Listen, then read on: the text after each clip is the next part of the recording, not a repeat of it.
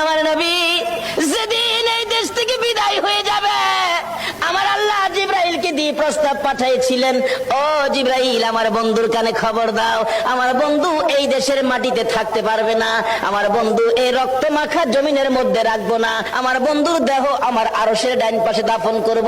জিবরাইল খবর নিয়ে ডাকতেছেন, হুজুর আল্লাহর সালাম গ্রহণ করুন। আমি জিবরাইলের সালাম গ্রহণ করুন। আল্লাহর নবী গো, আপনার দেহ মুবারক আল্লাহর আরশের ডাইন পাশে দাফন হবে, আপনি খুশির সহিত কবুল করুন। আমার নবী কোনো কথা কয় না, দুইটা চোখের পানি ঝরঝর করে ছাড়তেছে। জিবরাইল বলেন, ইয়া রাসূলুল্লাহ, এত সুন্দর প্রস্তাব নিয়ে আসলাম, কোনো কথা কন না, খালি কাঁদেন কেন জানতে চাই। আমার নবী বলেন, জিবরাইল রে, তোমার জন্য খুশির খবর হতে পারে, আমি খুশি হতে পারলাম না। কেন পারলেন না? রে জিবরাইল, আমার দাফন আল্লাহর আরশের ডান পাশে হবে, আমি জানতে চাই আমার গুনাহগার উম্মতের দাফন কই হবে রে? জিবরাইল বলেন, আপনার উম্মতের দাফন এই জমিনের মধ্যে হবে।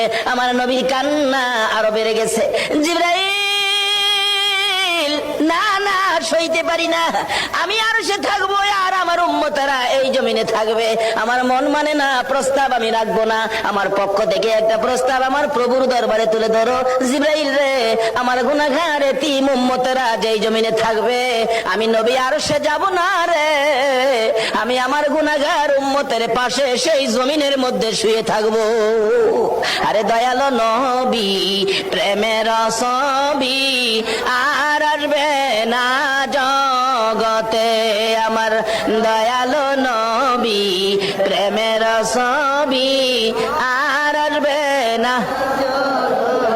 হাসর দিনে উম্মত বিনে, হাসর দিনে উম্মত বিনে যাবে না নবীজি বেহেশতে। দয়ালো নবী, প্রেমের ছবি আর আসবে না জগতে, আমার দয়ালো নবী, প্রেমের ছবি